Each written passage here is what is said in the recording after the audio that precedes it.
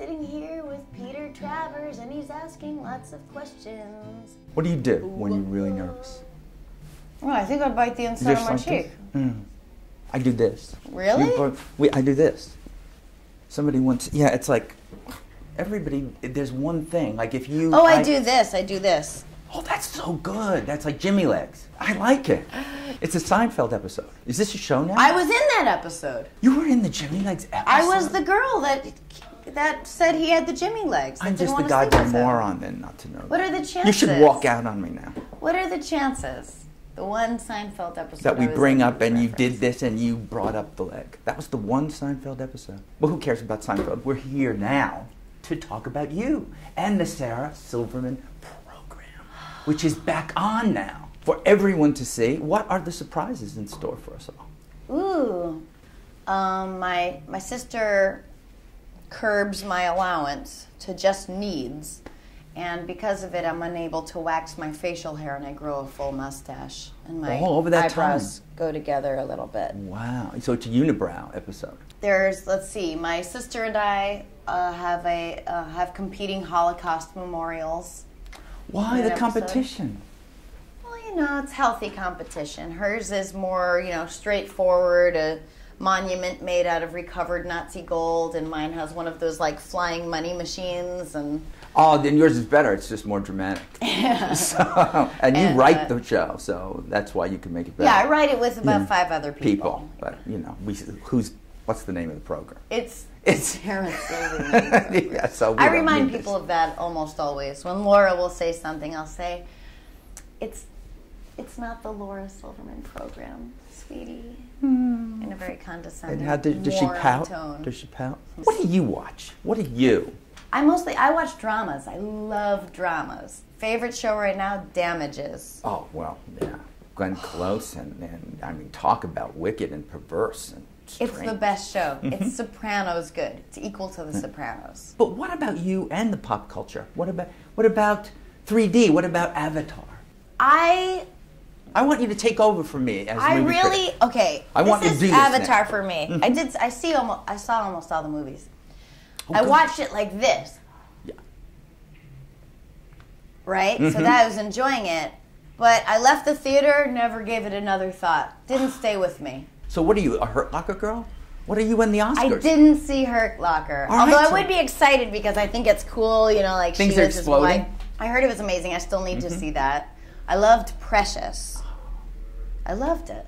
Me too. Up, to me, was far more depressing. Than Precious. Yeah. Despite all that happened to that poor girl.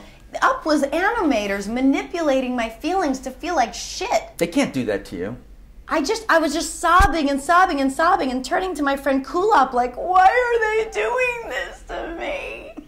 Whereas Precious is a story about a person and it's a human experience and you're sobbing because it's so beyond terrible, but then you're also crying because it becomes hopeful in ways. See, I like that. So that leaves like Inglourious Bastards, maybe? Loved it. That may be my favorite of the year. That's what I was looking for. So the Sarah Silverman Oscar. Yeah, no, Inglourious Bastards I think should win. That's it. I mean, it's spectacular, I think. I'd be happy with Precious, too. I like something that I can cry to. It's all coming back to crying. It's all coming back to crying. Oh, my God. But if there could be any of these movies that we talked about now that you wished you could have played, who would it be?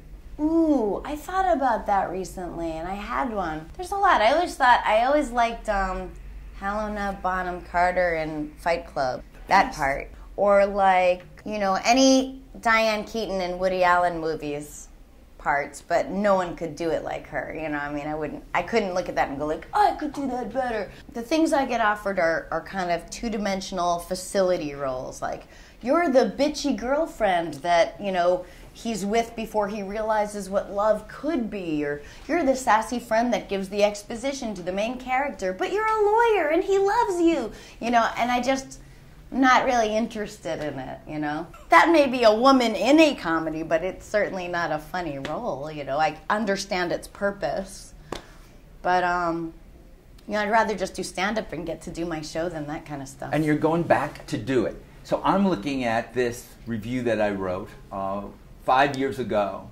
of you in this movie where I say all these things about how great you are. Oh my God, it's so nice. And then I talk a little bit about the jokes about 9/11, the Holocaust, grandma's anal rape, and sex education. The best time to have a baby is when you're a black teenager. You know when you're doing that some people out there are going to say, what the fuck are you doing, Sarah? Do you want to pull that out of people? Do you want them to get angry at you at all? Is it part of it? I'm not looking for that. I think it would be sweaty if I went about writing my jokes or writing the show, like looking for what taboos can we break? What buttons can we push? It's just the stuff that I find funny. And I feel that in jokes like that, I'm clearly the ignoramus in it, and I certainly can't make people infer the things I say the way I mean them. It's just once it's out there in the air, that's for them to hear in the context of their own life experience. I can't control it. And that's what gives me... Excuse me, I gotta take this. That's what gives me the ultimate acceptance in America. It's could be so Matt weird. Damon. It could it's be my Matt dad. Damon. Oh, I think you need to take it. Okay. Can you say you call him right back? Okay, they say Dad? 2 more minutes. Hey, I'm in the middle of I'm in the middle of an interview with Peter Travers. You know who that is? No. Yeah. Hey, Dad, let me call you back though, because seriously, the cameras are rolling and everything. Okay, win lots of money. Love you. Bye. Las Vegas? No, he's winning lots of money. He and his wife go to Boca in the winter. He goes to the casino and he brings like $10. And he sees how long he can make it last. You see that guitar that's there. Every guest here I ask to play the guitar even if they can't, but I know that you can. I'm super shitty at it. This is that's beautiful. what we love. And to sing something that's in their head. It doesn't certainly have to be I'm fucking Matt Damon or the poop song, anything that's in your head. You mean make up as I go along? You can make up a song. You can make up a song about this show off the cuff. I'm sitting here with Peter Travers and he's asking lots of questions. Ooh-oh. I'm not sure how to answer, but I just let my mouth move up and down and put some voice to it.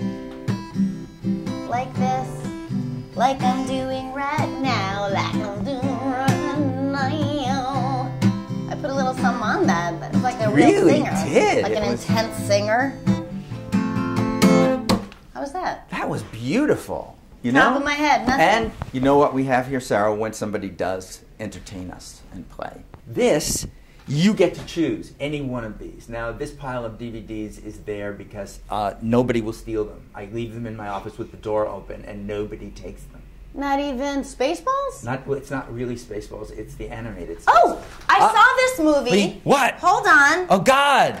This movie is fantastic. Did you see this? I didn't even see it. The Vicious Kind. This just came out. He should have been nominated for an Oscar. Who? Which one? He was nominated for an Indie Spirit Award because it barely came out. They put up their own money to put it in a theater for the week. It just came out. It is an endorsement. Brilliant. It is brilliant. Adam Scott, you've seen him in a lot of things. He plays the handsome boyfriend in this, that, whatever. He's in Party Down on Stars. He was in Step Brothers. He's in the 8th episode of our show. And, now it comes clear. What gets you mad? I didn't ask you that. What really? Is there something that gets you really, really pissed off? I don't like people who are mean. Yeah. That sounds like the Playboy centerfold. I don't like mean people. But you like long walks on the beach? I like long walks on the beach. And I hate liars. What gets me mad? I mean, this gay marriage bullshit is weird. In what way? It's very un-American. The banning. Equal rights. It's equal rights. Where did that come from? And by the way, who's getting married right now? No. Well, if you're for equal rights, why would you? It's like joining a club it's like when country clubs didn't allow blacks or Jews. You're joining that country club.